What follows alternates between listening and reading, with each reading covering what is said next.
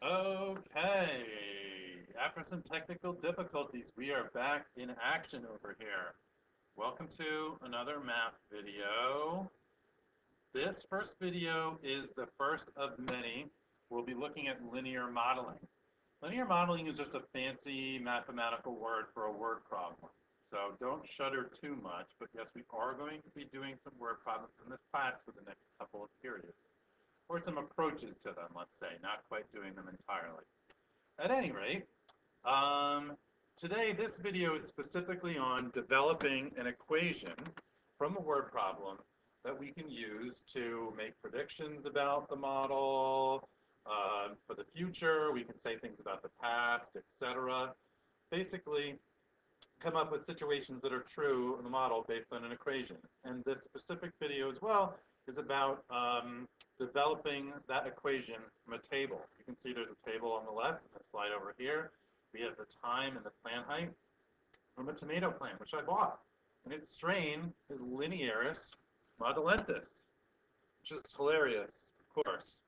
Anywho, the plant group or the table below. So as I said, this is a table. At time 0, what that means is I purchased the plant and I measured it and it was 15 centimeters. After 2 months, it grew 3 centimeters. After another 2 months, it grew another 3 centimeters, et cetera, et cetera. So the question we want to answer, and we'll come back to this example, how can we write a linear equation for this model? Okay, first we need to take a look at what the equation of a linear function looks like. We've looked at components of this separately, but not together. So this is in the form y is equal to mx plus b. We'll define them individually and then have them come together sort of at the end. So this is something you covered with Mr. Duncan in a do now, but y is the dependent variable, m is the slope, or in terms of a word problem, a better word to refer to it is rate. Rate is something that we introduced during the embedded assessment last class period, if you remember. There was a question about rate. So you want to think about slope moving forward with a model or a real-world situation as being a rate. X, that is the independent variable. And then B, this is the new sort of term that I want to throw out there. So B is the initial value of a mathematical model. An initial value just means that it's where something starts, basically at time 0, wherever the independent variable is equal to 0, or where x is equal to 0, that's the initial value. So the initial value, first of all, is the value of y, or the dependent variable. That's something important to point out. And secondly, it's where x is equal to 0. So it could be at time 0. It could be, let's see, sort of any independent variable would apply. Like, let's say that you are, I'm trying to think of non-independent variables are most likely going to be time. I'm trying to think of one that would not be time. Well, let's think of a separate one that's not the months from the plant. So it could be time in months in terms of this plant. It could be at time 0 if I am modeling how long it is going to take me to run a certain distance, basically. So I have started at maybe mile 15 of a marathon course of some sort. So at time 0, the independent variable is 0, and the initial value b, that's at 15 miles. So that's the value of the dependent variable. Per this example that I gave before, okay, the time is the independent variable. The plant height is the dependent variable. We can see here that at time 0, or when x is equal to 0, right, the plant height, that is the initial value. So in this case, b is 15, right? Once, as I said before, it is the height of the plant when I purchased it. I brought it home, and I measured it, it's 15. So that's the initial value. So we're adding the initial value to the rate multiplied by the independent variable. So we'll take a look at this more in a couple minutes. First, I want to define independent and dependent variables. Once again, you took a look at this before, but let's sort of look at it more concretely. Write down this for a definition, but I'm just going to sort of shorthand it. The independent variable, you can think about it as the cause variable in a modeling problem. So we're going to do some work where we're identifying independent and dependent variables in a model. And you want to think about it in terms of cause and effect. So that's what I mean in terms of cause. Independent variable is cause, the input. It's also almost always, not almost always, it is always graphed along the x-axis. And you can consider it to be a value that x takes on in the function. The dependent variable is the output or the effect variable. So independent cause, dependent effect, the modeling problem. The independent variable is always graphed along the y-axis and can be considered to be values that y takes on in a function. Okay, so how do we sort out the dependent and the independent variable when we just read through a problem? Like if you just read this first problem and you said to yourself, Mr. Patterson just bought a tomato plant, blah, blah, blah, blah, blah. Anywho, the plant grew for this table. Okay, so you have to look at this and assess the independent and dependent variable. So how do we do that? Here's how. You want to think about this phrase here. Okay, I'll let this pop up again. The dependent variable depends, okay, on the independent variable. So the word depends is very important. And you want to substitute dependent and independent with the two different variables in the equation. So the first thing to identify is what are the possible variables, okay? Example 1, Joe's Rent-A-Wreck rents cars to customers for $30 a day, plus an additional $100 up front for insurance. So what are the variables that are going on? In this case, it is the total amount of money that Joe's Rent-A-Wreck charges, okay? How much they're charging me to rent their car from Joe's Rent-A-Wreck. And then also the amount of days that pass. So those are the variables or the things that can be changing in the model, right? So we have total money, or the money that's charged, the total amount of money, and then we have the days that pass. So we have to think to ourselves, which one depends on the other one? Does my total amount of money that I'm charged depend on the number of days that pass? Maybe so, yes. Or does the number of days that pass depend on the amount of money I'm charged? Do I get charged a certain amount of money and then days start passing? No. Days pass and then I get charged the money. So for that reason, the total money depends on the days. And therefore, because the dependent depends on the independent, we can say that the dependent is the total money, and then the independent variable is the days. Okay?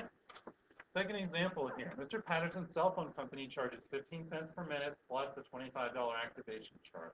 So what are the variables? The variables is, once again, total money, the total charge, okay? Also, the total money depends on the minutes, right? The minutes used, let's say. We'll call that minutes used. So, does it make sense that the total money I'm charged depends on the minutes used? Right. It does not make sense that the minutes used depends on the total amount of money. No, I don't get charged money right up front and then say, okay, now minutes are starting to be used. No, my total money depends on the minutes used, not minutes used depending on the total money. So that's how we sort out the independent and dependent variable. So once again, dependent variable depends on the independent variable. So total money and the minutes. Okay, so part of your activity you'll be doing in class is sort of looking at a model, identifying independent and dependent variables only. Next, the slope or the rate of change. I basically want to define this as the rate of change more importantly. So maybe just cross this out if you could. Oh, a good way for me to identify if you're watching these videos, crossing that out. Yeah. Okay, so let's just define the rate of change. A change in a measured quantity with respect to another measured quantity. So really the word we use for slope in modeling. So you don't necessarily say slope in a model. It's called the rate of change. How can we identify the rate of change? There's some buzzwords that always identify the rate of change. When something is per something else, per is a buzzword, right? When something is over, okay? When you use the word over something else, meaning that over time, over a certain distance, etc. These are some buzzwords that we can use for rate of change. So that's how we identify what the rate is. So examples, some examples here of rate. The change miles per hour, right? When you're driving a car and you're driving in miles per hour. But I want you to think about this as the change in miles over the change in hours.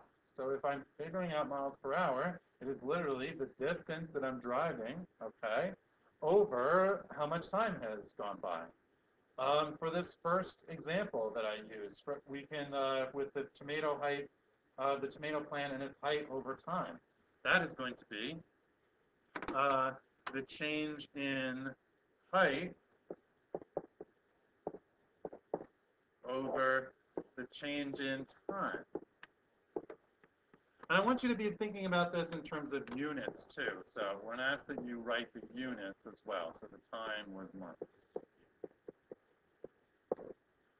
Okay, and notice that this is also defined in terms of the independent variable and dependent variable. You know that slope is delta y over delta x.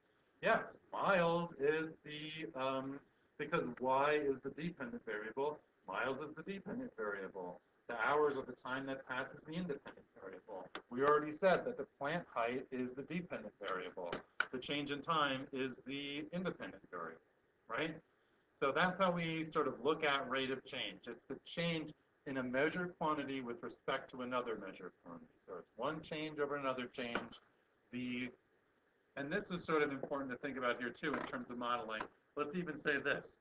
This is the change in the, and my triangle there is plenty messed up, the change in the dependent variable over the change in, and this line, the independent variable.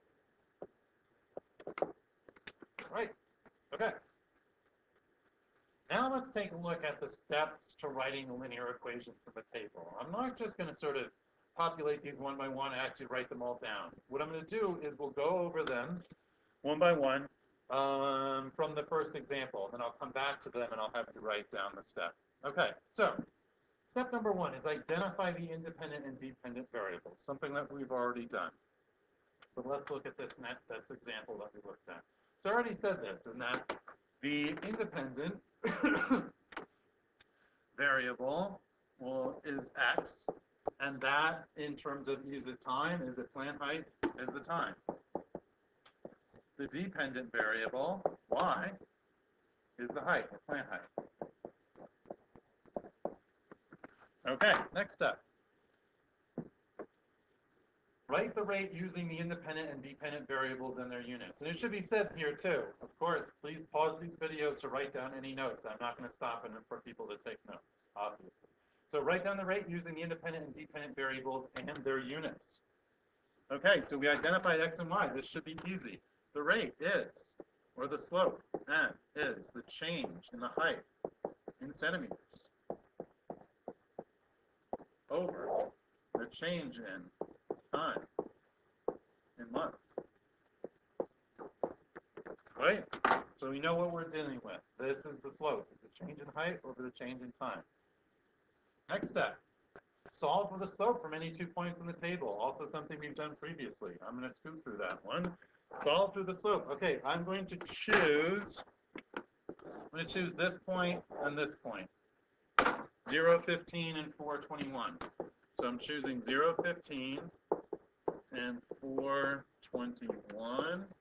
And my formula for slope, y2 minus y1 over x2 minus x1.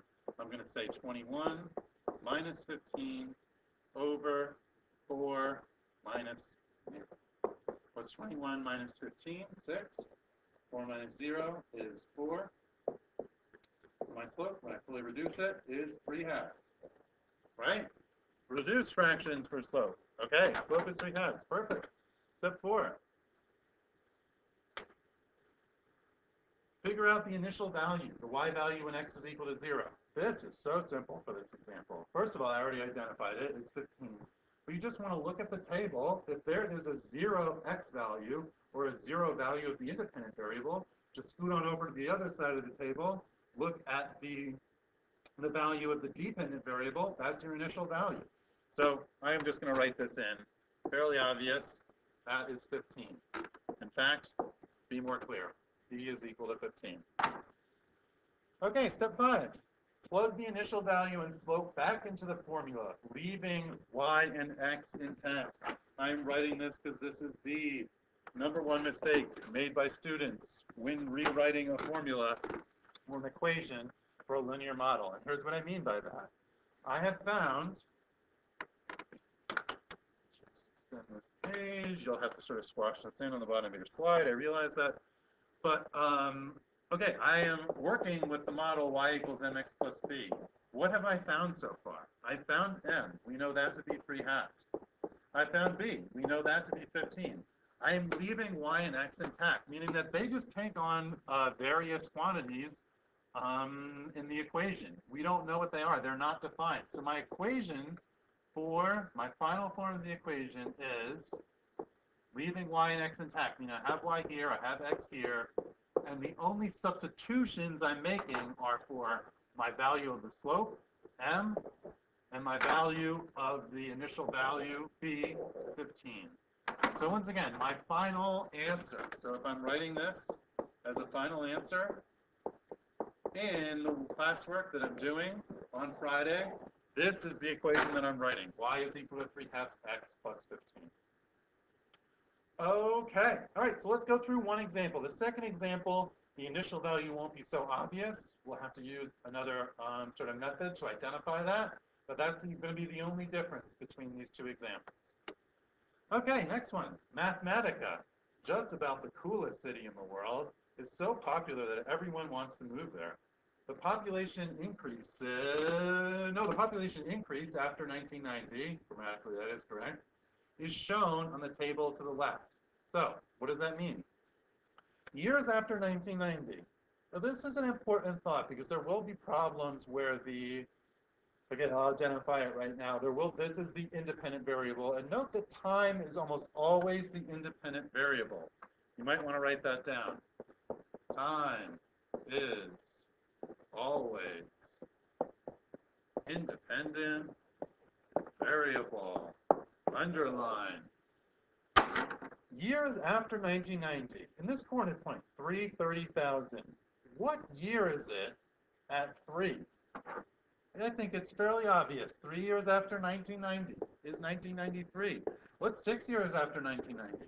1996. So if I asked you a question about what year it was during when this coordinate point is present, 6, 32,500, the year is not 6. The year is 1996. So be very careful when you do that.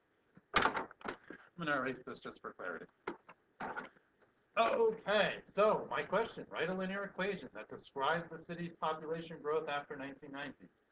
Should be fairly easy. Let's do it. I'm going to scoot through this just because this is the last problem. Like I said, there's only one difference. So, y, the value of the dependent variable. That is the population. Because the population, okay, depends on how many years passed. How many years passed does not depend on the population, okay, right? That's how we sort it out. We identify the two variables. Which one makes sense? Does it make sense for a blank to depend on blank or the other way around? X is then equal to the years after 1990. Step 2, that is to write the slope in terms of the independent and dependent variable. So what is the slope? That's the change in y, or the change in the population. Include the units.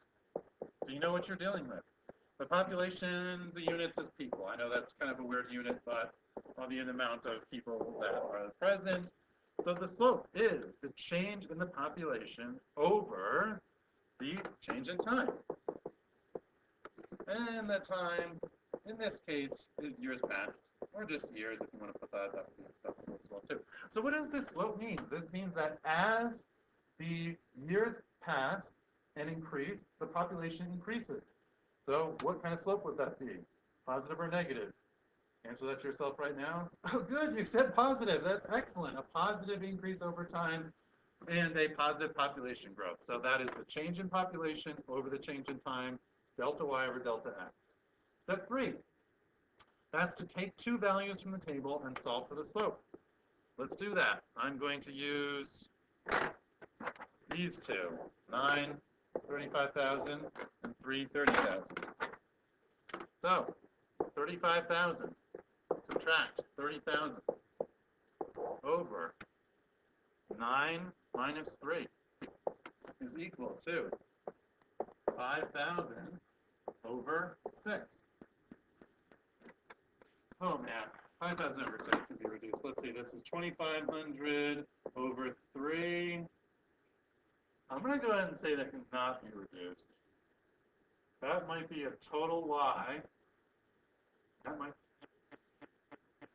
25,000 or 2,500 over 3 maybe cannot be reduced. Oh, in fact, I made this mistake. This should be 50,000. Change this, change this. That's 50,000, and this is 25,000 over 3. We will come back to that. We'll come back to that in 1 second. There's a chance that that could be further reduced. Oh, right. Okay, and then the next step here is to, if we look back on our steps, step number 4 is, okay, it turns out they cannot be reduced any further. Sweet. Yes, I love it. Okay, that is the final result. Okay, so step 4, figure out the initial value, the y value in x is equal to 0. Aha, of course, the whole reason why we're doing this problem in the first place. So, as you can see here, I'll erase these circles just for clarity once again. There is no x value equal to 0 on this table. The first value that is given on this table is 3 years after 1990, a population of 30,000. But there is a population that's present from this table, it's just not written down, during the year 1990, okay? So how do we figure that out? What you do is you find the slope, or the change in y and the change in x separately through the table. So what I mean is that how these values change. So this population goes from 30,000 to 32,500. So what does that change? Simply just done the subtraction. Hopefully people can do this in their head. 2,500. What about this change in values? And this is something you looked at literally in the first part of the year when you were identifying patterns. That's 6 minus 3 is 3.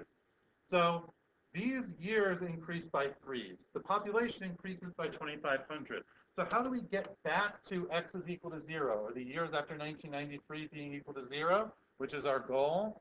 We just simply keep subtracting the change, in this case 3, okay, this 3 here, which I'm circling in blue, from the first value in the table. It turns out I only need to subtract it once, but there might be some situations in class and some other problems we're developing, we need to subtract it more than once. In this case, I'm just going back essentially 1 coordinate point, right? And I'm subtracting 3 from 3 to get 0. So then I know I only need to subtract 2,500 once as well from 30,000. So this is 27,500, okay? Now, I sort of scooted through this. You'll be getting a chance to practice this. But just note that there is a coordinate point that's present in this, that's not on the table, 0, 27,500, that we just solved for. We did that by looking at the change in y and x, keep subtracting that change from both values until we get back to the value of the independent variable, or x being equal to 0. And then we got our value of our dependent variable that we required to be the initial value. So in this case, the initial value, which is a y value as we noted, 25. Oops, nope, that's not true. Incorrect. Teacher mistake. 27,500. Right, okay, last and final step. Take all of the stuff that we need, substitute it back into the formula. I'm just going to scoot through this because this should be relatively clear. All I'm doing is substituting in this value, which I'll put in red in parentheses here, in for m. Y is equal to mx, leaving y and x intact, plus the initial value, 27,500. How awesome is that? Okay, perfect. Yes, we love it. This is the equation that we needed to generate given the model. Okay, so I want you to do the your turn problem next. Please do that on the note sheet for homework, and I'll see you in class tomorrow. Bye now.